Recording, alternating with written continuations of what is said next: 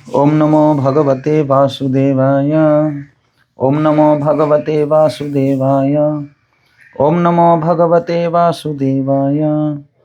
ओम ज्ञानतिमिरान्धस्य ज्ञानाञ्जनशलाकया चक्षुरुन्मीलितं येन तस्मै श्रीगुरवे नमो।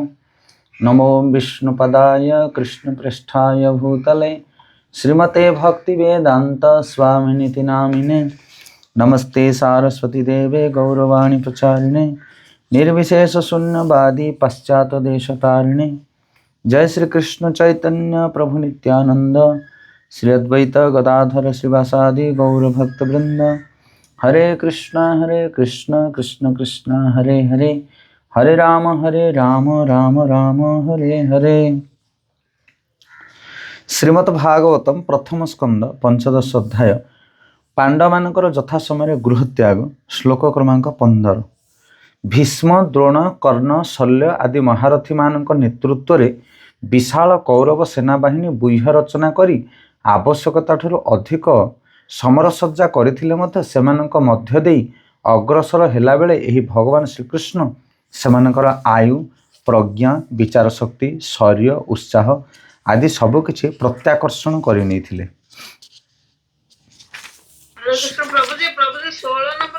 हाँ 16 नंबर श्लोक, सॉरी श्लोक नंबर 16। जात दोषहमा प्रणिहित गुरु भीष्म कर्णम नत्रु त्रिगर्त शल्य संधेव बाल्हिकादौ अश्रान्यमोघ महिमानि निरूपितानि नोप शुश्रु नुरहरिदासम इवासुराणी। जत जहांक अधीन रे दोषुहु बाहुर रक्षा माँ प्रणिहित मु स्थिर रही गुरु द्रोणाचार्य भीष्म कर्ण भीष्म कर्ण नृपु भूरिश्रवा त्रिगर्त राजा सुशर्मा शल्य संधेव राजा द्रयदत्थ बाह्निक महाराज शांतनुंकर भाई शांतनु हेउचंदी भीष्मंकर पिता आदि अश्राणी अश्वशस्त्र अमोघ अजय महिमानी अति शक्तिशाली निरूपितानी उपयोग करा जाइथिबा न नुहे उपशुश्रु स्पर्श कले नृहरिदासम नृसिंहदेवଙ୍କ भक्त प्रह्लाद इव परी असुराणी असुर मानक द्वारा व्यवहृत अस्त्रशस्त्र। अनुवाद। भीष्म द्रोण कर्ण भूरिश्रवा सुशर्मा शल्य जयद्रथ बाल्हिक आदि महान सेनापतिगण अजय शर द्वारा मो उपर आक्रमण करथिले, किंतु केवल तांकरी भगवान श्रीकृष्णଙ୍କର कृपा जोगु सेमाने मोर मस्तकर केश मध्य स्पर्श करि पारि नथिले। ठीक सही परि भगवान नृसिंहदेवଙ୍କର परम भक्त प्रह्लाद महाराज असुर मानक द्वारा निक्षिप्त अस्त्रशस्त्र द्वारा आदौ आघात प्राप्त होई नथिले। भावार्थ श्रील प्रभुपाद की जय।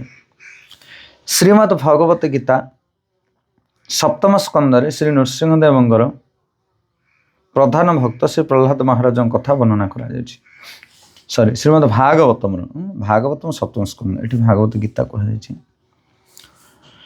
से जेतेबेले 5 वर्षर छोट पिला थिले सेतेबेले से तांको पिता हिरण्यकशिपुर ईर्षार पात्र होइथिले। से भगवानकर शुद्ध भक्त होइथिबा जोगु तांकर पिता तांको ईर्षा करुथिले। राक्षस पिता हिरण्यकशिपु भक्त प्रह्लादଙ୍କୁ विनाश करबा निमित्त समस्त प्रकार अस्त्र शस्त्र कौशल प्रयोग करथिले, किंतु भगवानकर कृपा जोगु से समस्त प्रकार विपज्जनक स्थिति रक्षा पाइथिले। तांको नियारे पकाई दिया जायथिला, ततला तेलरे पकाई दिया जायथिला, पर्वत शिखर तलकु पकाई दिया जायथिला, तांको पर हाथी मड़ाई दिया जायथिला एवं विष मध्य दिया जायथिला। शेषरे तांको पिता निज तीक्ष्ण खड़ग धरी तांको हाणिबाकू उद्यत होइथिले, किंतु शेषरे श्री नृसिंहदेव आविर्भूत होई तांकर बर्बर पितांको पुत्र सम्मुखरे विनाश कले।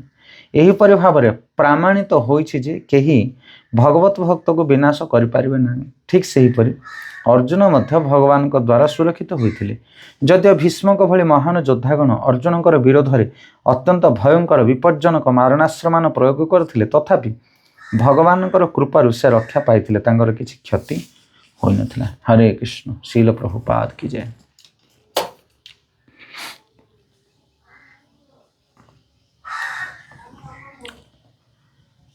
ହରେ କୃଷ୍ଣ। ତ ଆଜି ଆମର ଏ ଭାଗବତମ କ୍ଲାସ୍ରେ ଯେଉଁମାନେ ଅଂଶଗ୍ରହଣ କରୁଛନ୍ତି, ଜପା ସେକ୍ସନରେ ଯେଉଁମାନେ ଅଂଶଗ୍ରହଣ କରୁଛନ୍ତି, ଆମେ ସମସ୍ତଙ୍କୁ ଧନ୍ୟବାଦ ଦେଉଛୁ। ଆଜି ଆମେ ଶ୍ରୀମଦ୍ ଭାଗବତମ ପ୍ରଥମ ସ୍କନ୍ଦ ପଞ୍ଚଦଶ ଅଧ୍ୟାୟ ପାଣ୍ଡବମାନଙ୍କର ଯଥା ସମୟରେ ଗୃହତ୍ୟାଗ ଶୀର୍ଷକ ଶ୍ଲୋକ କ୍ରମାଙ୍କ 16 ପାଠ କରୁଛେ। ଏଥିରେ ଅର୍ଜୁନ ଭଗବାନ କୃଷ୍ଣଙ୍କର ଯେଉଁ ଉପକାରିତାକୁ ଅନୁଭବ କରି ଯୁଧିଷ୍ଠିର ମହାରାଜଙ୍କ ଆଗରେ ସେ ବର୍ଣ୍ଣନା କରୁଛନ୍ତି। ଅନେକ ଗୁଡ଼ିଏ ଉପକାର ଭଗବାନ କୃଷ୍ଣଙ୍କର ଛତ୍ର ଛାୟା ତଳେ ତାଙ୍କର ଉପକାର, ତାଙ୍କର ସାହାଯ୍ୟ ଯୋଗୁଁ ପାଣ୍ଡବମାନେ ଧରା ପୃଷ୍ଠରେ ବଞ୍ଚି ରହିଛନ୍ତି କହିଲେ ଚଳେ। ତେଣୁ ତା ଭିତରୁ କହୁଛନ୍ତି କେମିତି ଭୀଷ୍ମ, ଦ୍ରୋଣ, ଶଲ୍ୟ ଆଦି ମହାନ ମହାନ ଯୋଦ୍ଧାମାନେ ଯେତେବେଳେ କୁରୁକ୍ଷେତ୍ର ଯୁଦ୍ଧଭୂମିରେ ମୋ ସାମ୍ନାରେ ଥିଲେ, ସେତେବେଳେ ସେମାନେ ବିଭିନ୍ନ ପ୍ରକାର ମାରଣାସ୍ତ୍ର ପ୍ରୟୋଗ କରିଥିଲେ। ଭୟଙ୍କର ଅସ୍ତ୍ର, ଯେଉଁ ଅସ୍ତ୍ରରୁ ବଞ୍ଚିବା ସାଧାରଣ ପକ୍ଷେ ଅସମ୍ଭବ। କିନ୍ତୁ ଭଗବାନଙ୍କର ଅସୀମ କୃପା ଯୋଗୁଁ ସେ ଅସ୍ତ୍ର ଦ୍ୱାରା ମୋର କେଶ ମଧ୍ୟ ନଷ୍ଟ ହୋଇନଥିଲା। ମାନେ କୌଣସି ପ୍ରକାର କ୍ଷତି ମୋ ଦେହରେ ପହଞ୍ଚି ନଥିଲା। ଏବଂ ବିପରୀତ ପକ୍ଷରେ ଦେଖିବା ପାଇଁ ହେଲେ ସେମାନେ ବିନାଶ ପ୍ରାପ୍ତ ହୋଇଥିଲେ। କମ୍ ସେ କମ୍ 2 ଜଣ ଯଦି ଯୋଦ୍ଧା ଯୁଦ୍ଧ କରନ୍ତି, ଜଣଙ୍କର ଅଧିକ ନଷ୍ଟ ହେଲେ ଆଉ ଜଣଙ୍କର ଅଳ୍ପ ତ ନଷ୍ଟ ହେବା ଦରକାର। କିନ୍ତୁ ଏଠି ଅର୍ଜୁନ କହୁଛନ୍ତି କି ମୋର କେଶକୁ ମଧ୍ୟ ସ୍ପର୍ଶ କରିପାରିନଥିଲା ତାଙ୍କର ଅସ୍ତ୍ର। ଏଇଭଳି ଭାବରେ ସେ ତୁଳନା କରୁଛନ୍ତି। ଯେମିତି ପ୍ରହ୍ଲାଦ ମହାରାଜଙ୍କୁ ଭଗବାନ ନରସିଂହଦେବ ସୁରକ୍ଷା ଦେଇଥିଲେ, ସେଇଭଳି ଭାବରେ ଭଗବାନ କୃଷ୍ଣଙ୍କର କୃପାରୁ ଆମେମାନେ ଏତେ ଭୟଙ୍କର ପରିସ୍ଥିତିରୁ ଉଦ୍ଧାର ପାଇଲେ। ଶ୍ରୀଲ ପ୍ରଭୁପାଦ ଲେଖୁଛନ୍ତି କିଭଳି ଭାବରେ ଭକ୍ତମାନଙ୍କୁ ଅଭକ୍ତମାନେ ଈର୍ଷା କରନ୍ତି। ଯେମିତି ପିତା ପୁତ୍ରକୁ ମଧ୍ୟ ଛାଡ଼ି ନଥିଲେ। ଏଇ ଯେଉଁ ହିରଣ୍ୟକଶିପୁ ସେ ଅସୁର ଥିଲା ଏବଂ ତାର ନିଜ ପୁତ୍ର ଭକ୍ତି ଆଚରଣ କରୁଥିଲା, କିନ୍ତୁ ହିରଣ୍ୟକଶିପୁ ତାର ପୁତ୍ରକୁ ମଧ୍ୟ ସହନ କରିପାରିଲା ନାହିଁ। ତେଣୁ ଈର୍ଷା ଏତେ ଭୟଙ୍କର ବିମାର, ସେ କାହାକୁ ବି ଆକ୍ରାନ୍ତ କରିପାରେ। ନା ପିତା, ନା ପୁତ୍ର, ନା ପତି, ନା ପତ୍ନୀ। ଈର୍ଷା ମହାଭୟଙ୍କର ବସ୍ତୁ। ଆଉ ସେଇଥିପାଇଁ ବେଳେବେଳେ ଭକ୍ତମାନଙ୍କ ଉପରେ ମଧ୍ୟ ତାର ପ୍ରଭାବ ପଡ଼େ। ଆଉ ଅଭକ୍ତ ଲୋକ ଯେଉଁମାନେ ଈର୍ଷାଳୁ, ଭକ୍ତମାନଙ୍କୁ ଈର୍ଷା କରି ସେମାନେ ବିଭିନ୍ନ ପ୍ରକାର ଅସତ ବ୍ୟବହାର କରନ୍ତି ଭକ୍ତମାନଙ୍କୁ। ଆଜି ବି ସମାଜରେ ସେସବୁ ଜିନିଷ ଦେଖିବାକୁ ମିଳେ। ଯେଉଁମାନେ ଭକ୍ତମାନଙ୍କୁ କଷ୍ଟ ଦିଅନ୍ତି, ନିନ୍ଦା କରନ୍ତି, ଯଦି ସେମାନଙ୍କ ଜୀବନକୁ ଦେଖିବା, ସେମାନେ ଭକ୍ତ ହେଇନଥିବେ କଦାପି। କାରଣ ଯିଏ ଜଗନ୍ନାଥଙ୍କର ଭକ୍ତ, ସେ କେବେ ହେଲେ ଜଗନ୍ନାଥଙ୍କର ଅନ୍ୟ ଭକ୍ତମାନଙ୍କୁ କଷ୍ଟ ଦେଇପାରିବ ନାହିଁ, ଏହା ଅସମ୍ଭବ। କିନ୍ତୁ ଯେଉଁମାନେ ନାମକୁ ମାତ୍ର ଜଗନ୍ନାଥଙ୍କ ଭକ୍ତ, ଜଗନ୍ନାଥଙ୍କର ଭକ୍ତି ଆଚରଣ କରନ୍ତି ନାହିଁ ହୃଦୟ ଦେଇ, ସେମାନେ ଅନ୍ୟ ଜଗନ୍ନାଥଙ୍କ ଭକ୍ତଙ୍କୁ କଷ୍ଟ ଦେବା ପାଇଁ ଚେଷ୍ଟା କରନ୍ତି। ଏହା ହେଉଛି ସ୍ୱାଭାବିକ କଥା। ସେଥିପାଇଁ ଏଠି ଶ୍ରୀଲ ପ୍ରଭୁପାଦ ଲେଖୁଛନ୍ତି ଯେ ଏମିତି ପୂର୍ବରୁ ମଧ୍ୟ ରହିଆସିଛି, ଯେଉଁମାନେ ଅଭକ୍ତମାନେ ଭକ୍ତମାନଙ୍କୁ ଈର୍ଷା କରନ୍ତି, ଦ୍ୱେଷ କରନ୍ତି। ତା ମାନେ ଯେଉଁମାନେ ଈର୍ଷା କରନ୍ତି ସେମାନେ ଭକ୍ତ ନୁହନ୍ତି। ସିଧା କଥା। ଭକ୍ତମାନେ କାହାକୁ ବି ଈର୍ଷା କରିବା କଥା ନୁହଁ। ଆପଣ କହିବେ ସେମାନେ ଭକ୍ତ ନୁହନ୍ତି, ସେମାନେ ଭକ୍ତ ବି ନ ହୁଅନ୍ତୁ। ଜଣେ ଭକ୍ତ କାହାକୁ ଈର୍ଷା କରିବା କଥା କୁହାଯାଏନି। ଯେ ଶୁଦ୍ଧ ଭକ୍ତ ସେ ସମସ୍ତଙ୍କୁ ପ୍ରେମ କରିବ, ଏମିତିକି ନିଜ ଶତ୍ରୁକୁ ମଧ୍ୟ ଭଲ ପାଇବ। ଏ ହେଉଛି ମିଟର। କିନ୍ତୁ ଯଦି ଆମ ପାଖରେ ଶତ୍ରୁ ଅଛି, ଈର୍ଷାଳୁ ବ୍ୟକ୍ତି ଅଛି, ତାହେଲେ ଆମେ ତାକୁ ପରିତ୍ୟାଗ କରିପାରୁ, ବଟ୍ କାହାକୁ ଈର୍ଷା କରିପାରିବ ନାହିଁ। ସେ ଈର୍ଷା କଟା ଯାଇଛି। ଏକଦମ ଈର୍ଷା କାହାକୁ କରିବା କଥା ନୁହଁ ବୈଷ୍ଣବ ଜଣେ। ଯଦି ଜଣେ ଆମକୁ ଭଲ ପାଉନି, ଆମକୁ ନିନ୍ଦା କରୁଛି, ଆମକୁ ଘୃଣା କରୁଛି, ଜଗନ୍ନାଥଙ୍କୁ ନିନ୍ଦା କରୁଛି, ତାହେଲେ ସେମାନଙ୍କୁ କ'ଣ କୁହାଯିବ, ସେମାନଙ୍କ ଠାରୁ ଦୂରେଇ ରହିବା ଦରକାର ଆମେ। କିନ୍ତୁ ତାଙ୍କୁ ଈର୍ଷା କରିପାରିବାନି, ତାଙ୍କୁ ଗାଳି ଦେଇପାରିବା ନାହିଁ, ତାଙ୍କୁ ନିନ୍ଦା କରିପାରିବା ନାହିଁ, ତାଙ୍କୁ କଷ୍ଟ ଦେଇପାରିବା ନାହିଁ ଆମେ। ଜଣେ ଭକ୍ତ ସେ ଦୟାର୍ଥ ହୃଦୟ, ସେ କେବେ ହେଲେ ଅନ୍ୟକୁ ପୀଡ଼ା ଦେବା କଥା ନୁହଁ। ସେଥିପାଇଁ ଈର୍ଷାନ୍ୱିତ ହେବା କଥା ନୁହଁ। ବାହାର ସାଧାରଣ ଲୋକମାନଙ୍କୁ, ବିଦେଶୀ ଦୋଷଯୁକ୍ତ ଲୋକମାନଙ୍କୁ, ତ ସେଠି ଆଉ ଭଜନ କରୁଥିବା ଭକ୍ତମାନଙ୍କୁ ଆମେ କେମିତି ଈର୍ଷା କରିପାରିବା। ତ ସେଥିପାଇଁ ଏଇଠି ଅର୍ଜୁନ ମନେ ପକାଉଛନ୍ତି କି ଯେମିତି ପ୍ରହ୍ଲାଦ ମହାରାଜଙ୍କୁ ବିଭିନ୍ନ ପ୍ରକାର ଦୁଃଖ ମିଳିଥିଲା। ଶ୍ରୀଲ ପ୍ରଭୁପାଦ ପରପଟରେ ଲେଖୁଛନ୍ତି ଯେମିତି ତାଙ୍କୁ ଅଗ୍ନିରେ ପକାଇ ଦେଇଥିଲେ, ଯେମିତି ତାଙ୍କୁ ହାତୀ ଚକୁଡ଼ୁଥିଲେ, ଯେମିତି ତାଙ୍କୁ ବିଷପାନ କରିଥିଲେ, ଏମିତି ଆମମାନଙ୍କ ଜୀବନରେ ମଧ୍ୟ ବିଭିନ୍ନ ପ୍ରକାର ଭୟଙ୍କର ପରିସ୍ଥିତି ଆସିବ। ଯେଉଁମାନେ ଭଜନ କରନ୍ତି, ଭକ୍ତି କରନ୍ତି, କିନ୍ତୁ ଭଗବାନ ନିଶ୍ଚିତ ଭାବରେ ତାଙ୍କୁ ରକ୍ଷା କରନ୍ତି। ନମେ ଭକ୍ତ ପ୍ରଣଶନ୍ତି, ମୋର ଭକ୍ତର କେବେ ବିନାଶ ହୁଏ ନା। ସେଥିପାଇଁ ଆମକୁ ଗମ୍ଭୀରତାପୂର୍ବକ ଭକ୍ତି କରିବା ଦରକାର। ତ এই ଶ୍ଲୋକର ଭାବାର୍ଥରେ ଶ୍ରୀଲ ପ୍ରଭୁପାଦ ଏ ଯେଉଁ ଲେଖା ହେଇଛି ସବୁ ଯୋଦ୍ଧାମାନଙ୍କ ବିଷୟରେ ସେ ଯୋଦ୍ଧାମାନଙ୍କ ବିଷୟରେ ବର୍ଣ୍ଣନା କରୁଛନ୍ତି କି ସେ ଯୋଦ୍ଧାମାନଙ୍କର କିଭଳି ଭାବରେ ଶକ୍ତି ସାମର୍ଥ୍ୟ ଗୁଣ ଯୋଗ୍ୟତା ତାଙ୍କର ପରିଚୟ ସବୁ ଦେଉଛନ୍ତି। ତ ପ୍ରଥମେ ଏଠି କର୍ଣ୍ଣଙ୍କ ବିଷୟରେ କହୁଛନ୍ତି। କର୍ଣ୍ଣ କୁନ୍ତୀ ଦେବୀ ମହାରାଜ ପାଣ୍ଡୁଙ୍କୁ ବିବାହ କରିବା ପୂର୍ବରୁ ତାଙ୍କ ଗର୍ଭରୁ ସୂର୍ଯ୍ୟଦେବଙ୍କ ଔରସରୁ କର୍ଣ୍ଣ ଜନ୍ମ ହୋଇଥିଲେ। ସେ ମାତୃଗର୍ଭରୁ କବଚ କୁଣ୍ଡଳ ଧାରଣ କରି ଜନ୍ମ ହୋଇଥିଲେ। ଏହା ଅପ୍ରମିତ ବୀର୍ଯ୍ୟବାନ ବ୍ୟକ୍ତିର ଲକ୍ଷଣ ଅଟେ। ପ୍ରଥମେ ତାଙ୍କର ନାମ ଥିଲା ବସୁଶେଷ କିନ୍ତୁ ସେ ଯେତେବେଳେ ବଡ଼ ହୋଇଗଲେ ସେତେବେଳେ ସେ ତାଙ୍କର ସ୍ୱୟଂଜାତ କବଚ କୁଣ୍ଡଳ ଇନ୍ଦ୍ରଦେବଙ୍କୁ ଦାନ କରିଦେଲେ ଏବଂ ସେହିଦିନ ଠାରୁ ସେ ବୈକର୍ତ୍ତନ ନାମରେ ପରିଚିତ ହେଲେ। କୁମାରୀ କୁନ୍ତୀ ଦେବୀଙ୍କ ଠାରୁ ଜାତ ହେବା ମାତ୍ରେ ତାଙ୍କୁ ଗଙ୍ଗାରେ ନିକ୍ଷେପ କରି ଦିଆଯାଇଥିଲା। ତାପରେ ଅଧିରଥ ନାମକ ବ୍ୟକ୍ତି ତାଙ୍କୁ ଗଙ୍ଗା ନଦୀରେ ଉଦ୍ଧାର କରିଥିଲେ। ସେ ଓ ତାଙ୍କର ସ୍ତ୍ରୀ ରାଧା ଉଭୟ କର୍ଣ୍ଣଙ୍କୁ ସେମାନଙ୍କର ପୁତ୍ର ରୂପରେ ପାଳନ କଲେ। କର୍ଣ୍ଣ ବଡ଼ ଦାନୀ ଥିଲେ। ବିଶେଷ କରି ସେ ବ୍ରାହ୍ମଣମାନଙ୍କୁ ଅପରିମିତ ପରିମାଣରେ ଦାନ କରୁଥିଲେ। ଏପରି କିଛି ନଥିଲା ଯାହା ସେ ବ୍ରାହ୍ମଣମାନଙ୍କୁ ଦାନ ନ କରିପାରିବେ। ଏ ପ୍ରକାର ବଦାନ୍ୟତା ହେତୁ ସେ ତାଙ୍କର ସ୍ୱୟଂଜାତ କବଚ କୁଣ୍ଡଳ ଇନ୍ଦ୍ରଦେବକୁ ଦାନ କରିଦେଇଥିଲେ। ଇନ୍ଦ୍ରଦେବ ଏଥିରେ ଖୁସି ହୋଇ ତାଙ୍କୁ ଏକ ଶକ୍ତିଶାଳୀ ଅସ୍ତ୍ର ପ୍ରଦାନ କରିଥିଲେ। ସେହି ଅସ୍ତ୍ରର ନାମ ଥିଲା ଶକ୍ତି। ସେ ମଧ୍ୟ ଦ୍ରୋଣାଚାର୍ଯ୍ୟଙ୍କର ଜୈନକ ଶିଷ୍ୟ ରୂପରେ ଗୃହୀତ ହୋଇଥିଲେ ଏବଂ ପ୍ରାରମ୍ଭରୁ ହିଁ ଅର୍ଜୁନ ଓ ତାଙ୍କ କର୍ଣ୍ଣଙ୍କ ମଧ୍ୟରେ ଶତ୍ରୁତା ପ୍ରତିଦ୍ୱନ୍ଦିତା ଥିଲା। ଅର୍ଜୁନଙ୍କ ସହିତ ତାଙ୍କର ଶତ୍ରୁତା ବା ପ୍ରତିଦ୍ୱନ୍ଦିତା ଥିବା କଥା ଜାଣିପାରି ଦୁର୍ଯ୍ୟୋଧନ ତାଙ୍କୁ ନିଜର ପକ୍ଷଭୁକ୍ତ କରିନେଇଥିଲେ ଏବଂ କ୍ରମଶଃ ସେ ଦୁର୍ଯ୍ୟୋଧନଙ୍କର ଅନ୍ତରଙ୍ଗ ବନ୍ଧୁ ହୋଇଗଲେ। ଦ୍ରୌପଦୀଙ୍କର ସ୍ୱୟଂବର ସଭାରେ ମଧ୍ୟ ସେ ଉପସ୍ଥିତ ଥିଲେ। ଯେତେବେଳେ ସେ ସେଠାରେ ତାଙ୍କର ଶକ୍ତି ସାମର୍ଥ୍ୟ ପ୍ରଦର୍ଶନ କରିବାକୁ ଉଦ୍ୟତ ହେଲେ ସେତେବେଳେ ଦ୍ରୌପଦୀଙ୍କର ଭାଇ ଘୋଷଣା କରି କହିଲେ ଯେ କର୍ଣ୍ଣ ଏକ ସୁତପୁତ୍ର ହୋଇଥିବା ହେତୁ ସେ ଲାଖବିନ୍ଧା ପ୍ରତିଯୋଗିତାରେ ଅଂଶଗ୍ରହଣ କରିପାରିବେ ନାହିଁ। ତାଙ୍କୁ ଲାଖବିନ୍ଧା ପ୍ରତିଯୋଗିତାରେ ଯୋଗଦେବା ନିମିତ୍ତ ଅନୁମତି ଦିଆଯାଇ ନଥିଲେ ମଧ୍ୟ ଯେତେବେଳେ ଅର୍ଜୁନ ସଫଳତା ଭାବେ ଲାଖ ବିନ୍ଧି ଛାତରେ ଝୁଲୁଥିବା ମତ୍ସ୍ୟର ଚକ୍ଷୁ ବିଦ୍ଧ କଲେ ଓ ଦ୍ରୌପଦୀଙ୍କୁ ଯେତେବେଳେ ଅର୍ଜୁନଙ୍କର ଗଳାରେ ବରଣମାଳା ପକାଇଲେ ସେତେବେଳେ କର୍ଣ୍ଣ ଓ ଅନ୍ୟ ହତାଶ ରାଜପୁତ୍ରଗଣ ଅର୍ଜୁନଙ୍କର ପ୍ରତିଦ୍ୱନ୍ଦ୍ୱୀ ହୋଇ ଉଠିଲେ। ହରେ କୃଷ୍ଣ। ତ ଏଠି କର୍ଣ୍ଣଙ୍କ ବିଷୟରେ ଶ୍ରୀଲ ପ୍ରଭୁପାଦ ଲେଖୁଛନ୍ତି କର୍ଣ୍ଣ ହେଉଛନ୍ତି କୁନ୍ତୀଙ୍କର ପୁତ୍ର। ମହାରାଜ ପଣ୍ଡୁଙ୍କୁ ବିବାହ କରୁଥିଲେ କୁନ୍ତୀ ଏବଂ ପଣ୍ଡୁଙ୍କୁ ବିବାହ କରିବା ପୂର୍ବରୁ କୁନ୍ତୀ ଏହି କର୍ଣ୍ଣକୁ ଜନ୍ମ ଦେଇଥିଲେ ଏବଂ କର୍ଣ୍ଣ ଥିଲେ ଭଗବାନ ସୂର୍ଯ୍ୟଦେବଙ୍କର ଔରସଜାତ ପୁତ୍ର। ସେଥିପାଇଁ କୁନ୍ତୀ ମାତା ସାମାଜିକ ଭୟରେ ଗୋଟେ ନାରୀ ବିବାହ ପୂର୍ବରୁ ସନ୍ତାନ ଜନ୍ମ କରିବାର ବିଧି ନାହିଁ, ତେଣୁ ସେ କ'ଣ କରିଥିଲେ ନା ଗଙ୍ଗାରେ ତାଙ୍କୁ ଭସାଇ ଦେଇଥିଲେ। ଏକଥା ମଧ୍ୟ ବର୍ଣ୍ଣନା କରାଯାଇଛି କିଭଳି ଭାବରେ କୁନ୍ତୀ ମହାରାଣୀ ଦୁର୍ବାସାଙ୍କ ଠାରୁ ଏ ବର ପାଇଥିଲେ।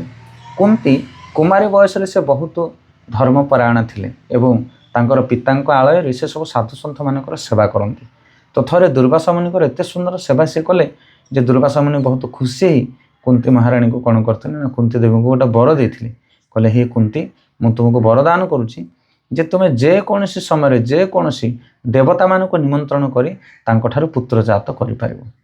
ଏ ବର ତାଙ୍କୁ ଦେଇଥିଲେ କାରଣ ଋଷିମୁନିମାନେ ଜାଣନ୍ତି, ସେମାନେ ତ୍ରିକାଳଦର୍ଶୀ, ସେମାନେ ଜାଣନ୍ତି କାହାକୁ କ'ଣ ବର ଦରକାର। ସେଥିପାଇଁ କୌଣସି ଦେବୀ ଦେବତା ଋଷିମୁନିମାନଙ୍କୁ ନିଜ ଆଡ଼ୁ ବର ମାଗିବା କଥା ନୁହଁ। ତାଙ୍କୁ କହିବ କି ତୁମ ଇଚ୍ଛା ଯାହା ତାହା ଦିଅ, ତାହେଲେ ସେମାନେ ଉଚିତ ବର ତୁମକୁ ପ୍ରଦାନ କରିବେ। ତ ଦୁର୍ବାସା ମୁନି ଏ ବର ଦେଇଥିଲେ କାରଣ ସେ ଜାଣିଥିଲେ ପଣ୍ଡୁ ଯାହାକୁ କୁନ୍ତୀ ବିବାହ କରିବେ ସେ ରୋଗିଣା ହେବେ, ଅଭିଶପ୍ତ ହେବେ। ଏମିତି ବହୁତ ଗୁଡ଼ିଏ କଥା ଭବିଷ୍ୟତରେ ଥିଲା ଯାହାଫଳରେ ତାଙ୍କ ସ୍ୱାମୀଙ୍କ ଠାରୁ ସେ କୌଣସି ପୁତ୍ର ପ୍ରାପ୍ତ ହୋଇପାରିବେ ନାହିଁ। ତେଣୁ ଏଇ ବରଟା ତାଙ୍କ ଜୀବନରେ ବହୁତ କାମ କରିବ। ତେଣୁ କୁନ୍ତୀ ମହାରାଣୀ କେବଳ ତାଙ୍କର ବରକୁ ପରୀକ୍ଷା କରିବା ପାଇଁ ଥରେ ମନ୍ତ୍ର ଉଚ୍ଚାରଣ କରି ସୂର୍ଯ୍ୟଦେବଙ୍କୁ ଆବାହନ କରିଥିଲେ ଓ ସୂର୍ଯ୍ୟଦେବ ତତ୍କ୍ଷଣାତ୍ ପ୍ରକଟ ହୋଇଥିଲେ ଏବଂ ସୂର୍ଯ୍ୟଦେବ କହିଲେ ମୁଁ ଯେହେତୁ ଆସିଯାଇଛି ତେଣୁ ତୁମକୁ ସନ୍ତାନ ପ୍ରଦାନ କରିବା ହିଁ କରିବି, କାରଣ ଏ ହେଉଛି ଋଷିଙ୍କର ଆଦେଶ। ଆଉ ସାଙ୍ଗେ ସାଙ୍ଗେ ତାଙ୍କର ଗୋଟେ ସନ୍ତାନ ଜନ୍ମ ହୋଇଥିଲେ, ସେ ଗର୍ଭ ଧାରଣ କରିଥିଲେ। ଆଉ ସେ କର୍ଣ୍ଣ ଯେହେତୁ ସେ ଡରି ଯାଇଥିଲେ କୁନ୍ତୀ ମହାରାଣୀ କହିଲେ ମୁଁ ଯଦି ବିବାହ ପୂର୍ବରୁ ପୁତ୍ର ସନ୍ତାନ ଜନ୍ମ କରିବି ତାହେଲେ ସମାଜରେ ମୋତେ କ'ଣ କହିବି। କିନ୍ତୁ ସୂର୍ଯ୍ୟଦେବ କହିଲେ ତୁମେ ସନ୍ତାନ ଜନ୍ମ କଲା ପରେ ମଧ୍ୟ ତୁମର ସତୀତ୍ୱର କୌଣସି ପ୍ରକାର ଦୋଷ ରହିବ ନାହିଁ। ସେଥିପାଇଁ ଆମର ଯେଉଁ ପଞ୍ଚ ସତୀ ଅଛନ୍ତି ତା ଭିତରେ କୁନ୍ତୀଙ୍କର ନାଁ ମଧ୍ୟ ଆସୁଛି। ତ ଏଭଳି ଭାବରେ କୁନ୍ତୀ ମହାରାଣୀଙ୍କୁ ସେ କ'ଣ କରୁଥିଲେ ନା ବର ପ୍ରଦାନ କରିଥିଲେ ସୂର୍ଯ୍ୟଦେବ। ଆଉ ତାଙ୍କର କାନ ବାଟେ ଜନ୍ମ ହୋଇଥିଲେ କର୍ଣ୍ଣ। ଯେଉଁ କୁନ୍ତୀଙ୍କର କାନ ପାଟିରେ ଜନ୍ମ ହୋଇଥିବା ଯୋଗୁଁ କର୍ଣ୍ଣ, ତାଙ୍କ ନାଁ କର୍ଣ୍ଣ ମଧ୍ୟ ରଖାଯାଇଥିଲା। ତ ଏଭଳି ଭାବରେ ସେ କ'ଣ କରିଥିଲେ ନା କର୍ଣ୍ଣକୁ ନେଇ ଗୋଟେ କାଠ ସିନ୍ଦୁକରେ ଗଙ୍ଗାରେ ଭସାଇ ଦେଇଥିଲେ ଭୟରେ।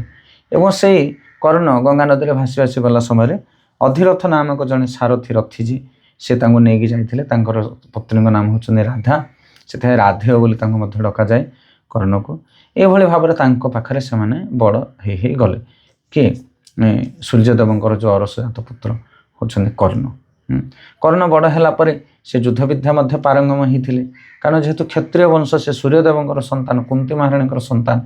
ଏଭଳି ଭାବରେ ସେ ସବୁବେଳେ ଅର୍ଜୁନଙ୍କ ସହିତ ପ୍ରତିଦ୍ୱନ୍ଦ୍ୱୀ ରହୁଥିଲେ। ଏବଂ ଏହି ଅବସର ନେଇ ଦୁର୍ଯ୍ୟୋଧନ, ଯିଏକି ଅର୍ଜୁନଙ୍କର ଶତ୍ରୁ, ସେ ଦୁର୍ଯ୍ୟୋଧନ କ'ଣ କରିଥିଲା? କର୍ଣ୍ଣକୁ ନିଜ ପାଖକୁ ନେଇ ଆସିଥିଲା, ନିଜକୁ ବନ୍ଧୁ ବନେଇ ଦେଇଥିଲା। କାହିଁକି? କାରଣ ଅର୍ଜୁନଙ୍କର ବିପକ୍ଷରେ ଯିଏ ଆସିବେ ସେ ଦୁର୍ଯ୍ୟୋଧନକୁ ସପୋର୍ଟ ଦେବେ। ଇଏ ମହା ଭୟଙ୍କର ବସ୍ତୁ ଇଏ। ସେଥିପାଇଁ ଆପଣମାନେ ଦେଖିଥିବେ, ଯିଏ ଯାହାର ଶତ୍ରୁ ହେବ, ଅନ୍ୟ ତାର ଯିଏ ମିତ୍ର ହେବ, ତାକୁ ସେ ବନ୍ଧୁ ବନେଇ ଦେବ। ତାପରେ ପରବର୍ତ୍ତୀ ସମୟରେ ଯେତେବେଳେ ଦ୍ରୌପଦୀଙ୍କର ସ୍ୱୟଂବର ହେଇଥିଲା, ଦ୍ରୌପଦୀ ସ୍ୱୟଂବରରେ କର୍ଣ୍ଣ ମଧ୍ୟ ଲାଖ ପିନ୍ଧିବା ପାଇଁ ଯାଇଥିଲା। କିନ୍ତୁ ଏଇ ଯେଉଁ ଦୃଷ୍ଟଦ୍ୟୁମ୍ନ ଯିଏ ଦ୍ରୌପଦୀଙ୍କର ଭାଇ, ସେ ମନା କରିଥିଲେ, କହିଲେ ଇଏ ହେଉଛି ସୁତ ପୁତ୍ର, ସାରଥୀର ପୁତ୍ର, ଇଏ ଯୁଦ୍ଧ ଲାଖ ପିନ୍ଧି ପାରିବ ନାହିଁ। କାରଣ ଆମର ଭଉଣୀ ହେଉଛି କ୍ଷତ୍ରିୟ କନ୍ୟା। କ୍ଷତ୍ରିୟ କନ୍ୟାକୁ ଗୋଟେ ନୀଚ ଜାତିର ପୁରୁଷ ବିବାହ କରିପାରିବ ନାହିଁ। ବ୍ରାହ୍ମଣ ଜାତିର ପୁରୁଷ କ୍ଷତ୍ରିୟ ଜାତିରେ ବିବାହ କରିପାରିବ। ତେଣୁ ପାଣ୍ଡବମାନେ ସେତେବେଳେ ଅଜ୍ଞାତ ବନବାସରେ ଥିଲେ, ଆଉ ସେମାନେ ଛଦ୍ମ ବେଶରେ ଥିଲେ, ବ୍ରାହ୍ମଣ ରୂପରେ ଯାଇଥିଲେ। ବ୍ରାହ୍ମଣ ଲାଖ ପିନ୍ଧିଥିଲା, ବ୍ରାହ୍ମଣ ରୂପରେ ଅର୍ଜୁନ ଲାଖ ପିନ୍ଧିଥିଲେ। ବ୍ରାହ୍ମଣମାନେ କ୍ଷତ୍ରିୟ କନ୍ୟାକୁ ବିବାହ କରିପାରିବେ, କିନ୍ତୁ ନୀଚ ବଂଶ ସୁତ ପୁତ୍ର ଯେଉଁମାନେ, ସେମାନେ କ୍ଷତ୍ରିୟର କନ୍ୟାକୁ ବିବାହ କରିପାରିବେ ନାହିଁ। ତେଣୁ ତାଙ୍କୁ ରୋକି ଦିଆଯାଇଥିଲା କର୍ଣ୍ଣକୁ।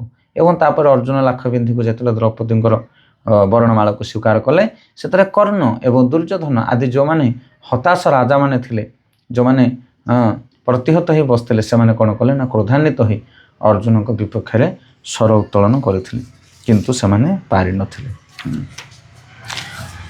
ଅର୍ଜୁନ ଯେତେବେଳେ ଦ୍ରୌପଦୀଙ୍କୁ ସାଥିରେ ନେଇ ଯାଉଥିଲେ, ସେତେବେଳେ ସେମାନେ ଅସ୍ତ୍ରଶସ୍ତ୍ର ନେଇ ସ୍ୱାଭାବିକ ଭାବରେ ଅର୍ଜୁନଙ୍କର ପଥରୋଧ କଲେ। ବିଶେଷ କରି କର୍ଣ୍ଣ ଅର୍ଜୁନଙ୍କ ସହିତ ଭୟଙ୍କର ସଂଗ୍ରାମ କରୁଥିଲେ, କିନ୍ତୁ ସେମାନେ ସମସ୍ତେ ଅର୍ଜୁନଙ୍କ ଦ୍ୱାରା ପରାସ୍ତ ହୋଇଥିଲେ। କର୍ଣ୍ଣ ସର୍ବଦା ଅର୍ଜୁନଙ୍କର ଶତ୍ରୁତା କରୁଥିବା ହେତୁ ଦୁର୍ଯ୍ୟୋଧନ ତାଙ୍କ ଉପରେ ଅତ୍ୟନ୍ତ ଖୁସି ହୋଇ ତାଙ୍କୁ ଅଙ୍ଗ ଦେଶର ରାଜା କରିଦେଇଥିଲେ। ଦ୍ରୌପଦୀଙ୍କୁ ପ୍ରାପ୍ତ ହେବା ପ୍ରୟାସରେ ଅସଫଳ ହେବାରୁ କର୍ଣ୍ଣ ଦ୍ରୁପଦଙ୍କୁ ଆକ୍ରମଣ କରିବା ନିମିତ୍ତ ଦୁର୍ଯ୍ୟୋଧନକୁ ପ୍ରେରଣା ଦେଇଥିଲେ। କାରଣ ଦ୍ରୁପଦ ପରାସ୍ତ ହେଲା ପରେ ଅର୍ଜୁନ ଓ ଦ୍ରୌପଦୀଙ୍କୁ ସେମାନେ ବନ୍ଦୀ କରି ନେଇପାରିବେ, କିନ୍ତୁ ଦ୍ରୋଣାଚାର୍ଯ୍ୟ ସେମାନଙ୍କୁ ବହୁତ ଭର୍ତ୍ସନା କରିଥିଲେ ଏବଂ ଏପରି ଷଡ଼ଯନ୍ତ୍ର ନ କରିବା ପାଇଁ କହିଥିଲେ। ଏହିପରି ଭାବେ ସେମାନେ ଏହି ଷଡ଼ଯନ୍ତ୍ରରୁ ନିବୃତ୍ତ ହେଲେ। କର୍ଣ୍ଣ ଅନେକ ଥର ପରାସ୍ତ ହୋଇଛନ୍ତି। କେବଳ ଯେ ଅର୍ଜୁନଙ୍କ ଦ୍ୱାରା ପରାସ୍ତ ହୋଇଥିଲେ ତାହା ନୁହେଁ, ଭୀମଙ୍କ ଦ୍ୱାରା ମଧ୍ୟ। ବଙ୍ଗ, ଓଡ଼ିଶା ଓ ମାନ୍ଦ୍ରାଜ ଏ ତିନୋଟି ସଂଯୁକ୍ତ ପ୍ରଦେଶର ରାଜା ଥିଲେ। ପରେ ସେ ମହାରାଜ ଯୁଧିଷ୍ଠିର ରାଜସ୍ୱ ଯଜ୍ଞରେ ସକ୍ରିୟ ଭାଗ ନେଇଥିଲେ। ଯେତେବେଳେ ଶଙ୍କୁନିଙ୍କର ପ୍ରରୋଚନାରେ କୌରବ ପାଣ୍ଡବ ମଧ୍ୟରେ, ଅର୍ଥାତ୍ ଭାଇ ଭାଇ ମଧ୍ୟରେ ଦ୍ରୁତ କ୍ରୀଡ଼ା ପ୍ରତିଯୋଗିତା ହୋଇଥିଲା, ସେତେବେଳେ କର୍ଣ୍ଣ ସେହି ଦ୍ରୁତ କ୍ରୀଡ଼ାରେ ଅଂଶଗ୍ରହଣ କରିଥିଲେ। ଏବଂ ଯେତେବେଳେ ସେ କ୍ରୀଡ଼ାରେ ଦ୍ରୌପଦୀଙ୍କୁ ପୋଷା ରଖାଯାଇଥିଲା, ସେତେବେଳେ ସେ ଭାରି ଖୁସି ହୋଇଥିଲେ। ଏଥିରେ ତାଙ୍କର ବହୁଦିନର ପୁରାତନ ଭକ୍ଷ ଶାନ୍ତ ହୋଇଥିଲା। ଯେତେବେଳେ ଦ୍ରୁତ କ୍ରୀଡ଼ାରେ ଦ୍ରୌପଦୀଙ୍କୁ ପଣ ରଖି ପାଣ୍ଡବମାନେ ହାରିଗଲେ, ସେତେବେଳେ କର୍ଣ୍ଣ ଅତ୍ୟନ୍ତ ଉତ୍ସାହିତ ହୋଇ ଚାରିଆଡ଼େ ଖବର ପ୍ରଚାର କଲେ। ଦ୍ରୌପଦୀ ଓ ପାଣ୍ଡବମାନଙ୍କର ବସ୍ତ୍ରହରଣ କରିବା ପାଇଁ ଦୁଃଶାସନକୁ କର୍ଣ୍ଣ ଆଦେଶ ଦେଇଥିଲେ। ସେହି ସମୟରେ ସେ ଦ୍ରୌପଦୀଙ୍କୁ କହିଥିଲେ ଅନ୍ୟ ପତି ଗ୍ରହଣ କରିବା ନିମିତ୍ତ, କାରଣ ଦ୍ରୁତ କ୍ରୀଡ଼ାରେ ପାଣ୍ଡବମାନେ ତାଙ୍କୁ ହରାଇଥିବାରୁ ସେ କୌରବମାନଙ୍କର ଦାସୀ ହୋଇଯାଇଥିଲେ। ସେ ସର୍ବଦା ପାଣ୍ଡବମାନଙ୍କର ଶତ୍ରୁ ଥିଲେ ଏବଂ ଯେତେବେଳେ ସେ ସୁଯୋଗ ପାଇଥିଲେ, ସେତେବେଳେ ସେ ପାଣ୍ଡବମାନଙ୍କୁ ଅସୁବିଧା ପରିସ୍ଥିତିରେ ପକାଇବାକୁ ଛାଡ଼ୁନଥିଲେ। କୁରୁକ୍ଷେତ୍ର ଯୁଦ୍ଧ ସମୟରେ ସେ ଜାଣିପାରିଥିଲେ ଯେ ପାଣ୍ଡବମାନେ ନିଶ୍ଚିତ ଭାବରେ ଯୁଦ୍ଧରେ ବିଜୟୀ ହେବେ, କାରଣ କୃଷ୍ଣ ଅର୍ଜୁନଙ୍କ ସାରଥୀ ହୋଇଥିଲେ। ସେ କେବେ ହେଲେ ଭୀଷ୍ମଙ୍କର ସହ ଏକମତ ହେଉନଥିଲେ ଏବଂ ସେ ବେଳେବେଳେ ବଡ଼ ଅସ୍ପୃଧା ପ୍ରକାଶ କରୁଥିଲେ ଯେ ଯଦି ଭୀଷ୍ମ ତାଙ୍କ ଯୋଜନାରେ ହସ୍ତକ୍ଷେପ ନ କରନ୍ତି, ତାହେଲେ ସେ 5 ଦିନ ମଧ୍ୟରେ ପାଣ୍ଡବମାନଙ୍କୁ ନିଶ୍ଚିହ୍ନ କରିଦେଇପାରିବେ। କିନ୍ତୁ ଯେତେବେଳେ ଭୀଷ୍ମଦେବ ପତିତ ହେଲେ, ସେତେବେଳେ ସେ ବଡ଼ ଦୁଃଖିତ ହୋଇଥିଲେ। ସେ ଇନ୍ଦ୍ରଦେବଙ୍କ ଠାରୁ ପାଇଥିବା ଶକ୍ତିବାଣ ଦ୍ୱାରା ଘଟୋତ୍କଚକୁ ବଦ୍ଧ କରିଥିଲେ। ତାଙ୍କର ପୁତ୍ର ବୃଷସେନ ଅର୍ଜୁନଙ୍କ ଦ୍ୱାରା ନିହତ ହୋଇଥିଲେ। ସେ ପାଣ୍ଡବମାନଙ୍କର ଅଧିକାଂଶ ସୈନ୍ୟ ବିନାଶ କରିଥିଲେ। ଶେଷରେ ଅର୍ଜୁନଙ୍କ ସହିତ ତାଙ୍କର ଭୀଷଣ ସଂଗ୍ରାମ ହୋଇଥିଲା ଏବଂ ସେ ହିଁ ଅର୍ଜୁନଙ୍କର ଶିରତ୍ରାଣକୁ ଅର୍ଜୁନଙ୍କ ଶିରରୁ ତଳକୁ ପକାଇ ଦେଇଥିଲେ। କିନ୍ତୁ ଶେଷରେ ଘଟଣା ଏପରି ଘଟିଲା ଯେ ତାଙ୍କର ରଥ ଭୂମିରେ ଗଳି ପଡ଼ିଲା ଏବଂ ଯେତେବେଳେ ସେ ରଥ ଚକକୁ ଠିକ୍ କରିବା ପାଇଁ ରଥରୁ ଓହ୍ଲାଇ ପଡ଼ିଲେ, ସେତିକିବେଳେ ଅର୍ଜୁନ ସୁବିଧା ପାଇ ତାଙ୍କୁ ବିନାଶ କଲେ। ଯଦିଓ ସେ ଅର୍ଜୁନଙ୍କୁ ଅନୁରୋଧ କରିଥିଲେ ସେହି ଅବସ୍ଥାରେ ତାଙ୍କୁ ଆକ୍ରମଣ ନ କରିବା ପାଇଁ, ତଥାପି ଭଗବାନ ଶ୍ରୀକୃଷ୍ଣଙ୍କ ଆଜ୍ଞାରେ ଅର୍ଜୁନ ତାଙ୍କୁ ସେ ଅବସରରେ ବିନାଶ କରିଥିଲେ। ହରେ କୃଷ୍ଣ।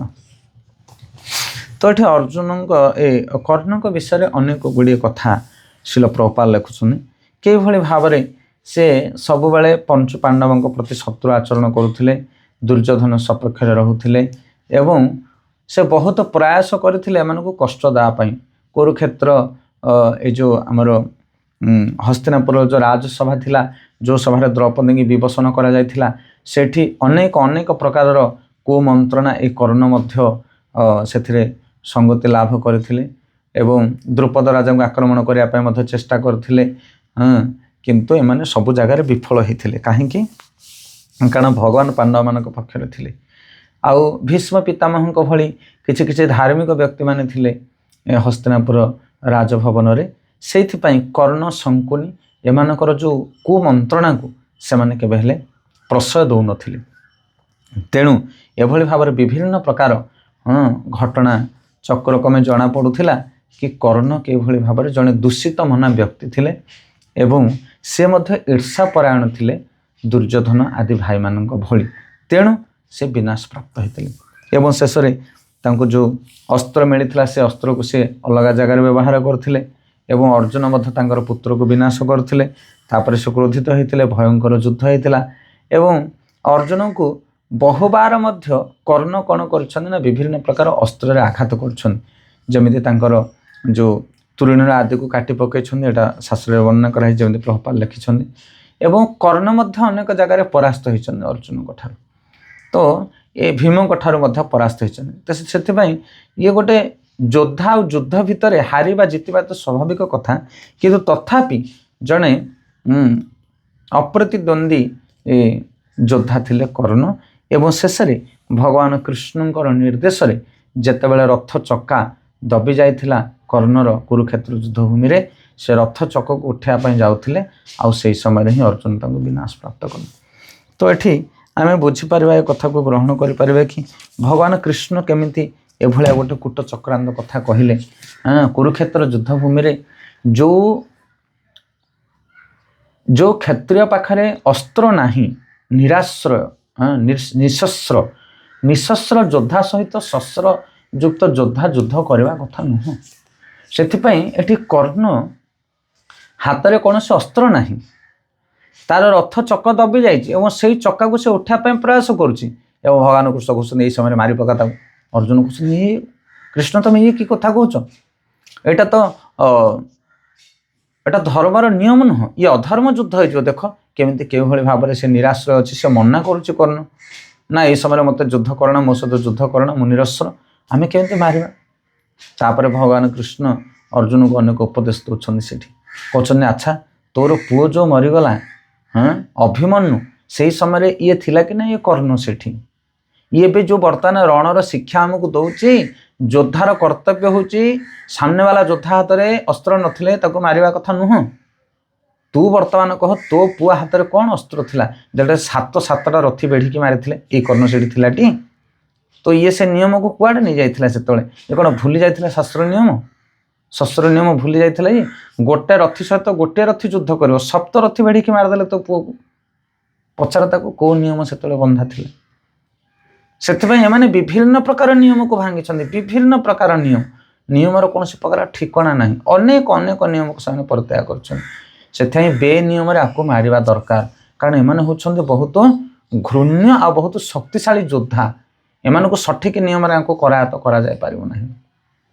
जमिति उदाहरण स्वरूप गोटे पशु को गलारे बांधी आम ताको आयत्त करवा दरकार, किंतु पशु जदि उर्दंड हुए ताहले ताको बेले बेले मुह बोरी बंधा जाए, बेले बेले नासा डोरी बंधा जाए। सेटा विधान नुह किंतु तथापि कौन पाई व्यवहार करा जाए ताको, कारण ताको करायत्त करबा पाई।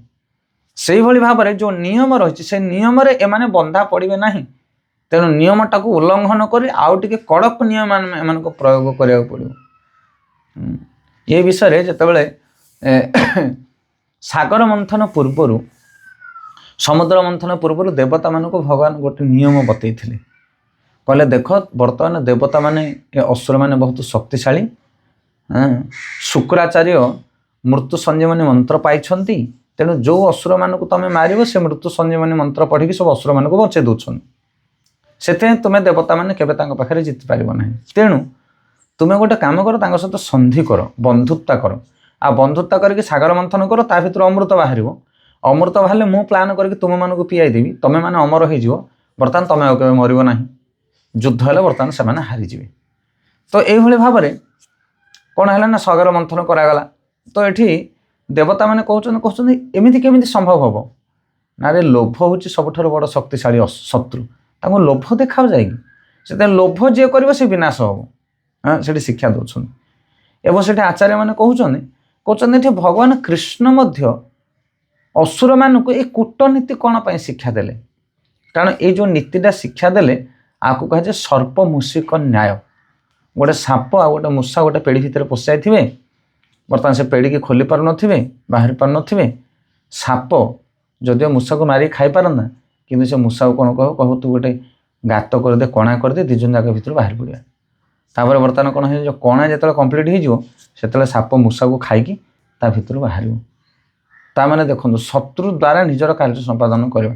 तो शत्रु हूँ देवता असुर माने तांको लगे कि समुद्र मंथन करवा अमृत जो बाहर पेलीद आम खाईदे ये हूँ सर्पमूषिक न्याय।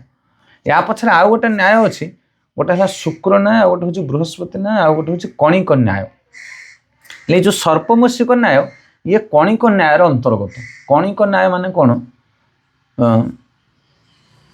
बृहस्पति न्याय माने हूँ गोटे सत्कर्म को सत्मार्ग प्राप्त हवा सत वस्तु को सत्मार्ग प्राप्त हवा को बृहस्पति न्याय कहा जाए। असत वस्तु को असत उपाय प्राप्त हवा को शुक्र न्याय कहा जाए। से बृहस्पति न्याय या शुक्र न्याय असत वस्तु को असत उपाय शुक्र न्याय माने असुर न्याय जोटा इंद्र देवता मानकर आसन को असुर माने जिते ग्रहण करने जाती से नियम नुह से हूँ असत वस्तु कारण तांकर राज्य तुम कहीं हरण कर असत वस्तु को असत उपाय माने सहित युद्ध कर कपटता आचरण कर पछपटर मारिदे इत्यादि इत्यादि असत वस्तु को असत उपाय ग्रहण करवा सत वस्तु को सत उपाय ग्रहण करने बृहस्पति न्याय। आ कणिक न्याय अर्थ सत वस्तु को असत उपाय असत लोक मान ग्रहण करवा यहीटा हूँ सर्पमूषिक न्याय। सत वस्तु माने निजर राज्य सेटा है सत वस्तु देवता मानकर राज्य देवता माने पाइबे एटा है सत वस्तु किंतु उपायटा हूँ असत उपाय कारण सत मार्ग से पाई पारिबो नाही तेणु असत व्यक्ति माने जेहेतु अच्छे सामने तेणु असत उपाय सत वस्तु को प्राप्त होवाटा को कणिक न्याय बोली कहा जाए। तो सेठी भगवान कहउछन्ती देवता मानक ये हूँ कणिक न्याय सर्पमूषिक न्याय यही न्याय अनुसार आम काम कर निजर गृह को बा तुम स्वर्ग राज्य को तुम प्राप्त हो पार। तेणु एठी भगवान कृष्ण अर्जुन को जो उपदेश दूसरे कर्ण को मारे इस समय ताहले तुम मैंने राज्य में विजय हासिल कर राज्य को प्राप्त हो पार ये से न्याय अंतर्गत आपको कह जाए कणिक न्याय। संपत्ति तुमर राज संपत्ति तुमर किंतु ये जो हिंस्रिक व्यक्ति माने ये जो विधर्मी व्यक्ति माने मझे अच्छा से विधर्मी आकार में विनाश कर धर्म राज्य तुमको प्राप्त होगा पड़ो। तो यही भाव में भगवान कृष्णकर जो नीति ताको ग्रहण करवा ताको वरण करवा बड़ा कष्टकर व्यापार बुद्धिमान शास्त्रज्ञ मैंने विषय मत प्रदान करते। तेणु भगवान जहाँ करनी ताहा बहुत बुद्धि विचारे हाँ सर्वजन हितार्थे ये सब कार्य संपादन करनी। ये आज आम कर्ण विषय श्रवण कले एवं आसंता काली अन्य योद्धा मान विषय आम धीरे धीरे श्रवण करें। बहुत बहुत धन्यवाद। हरे कृष्ण कृष्ण कृष्ण हरे हरे हरे राम राम राम हरे हरे।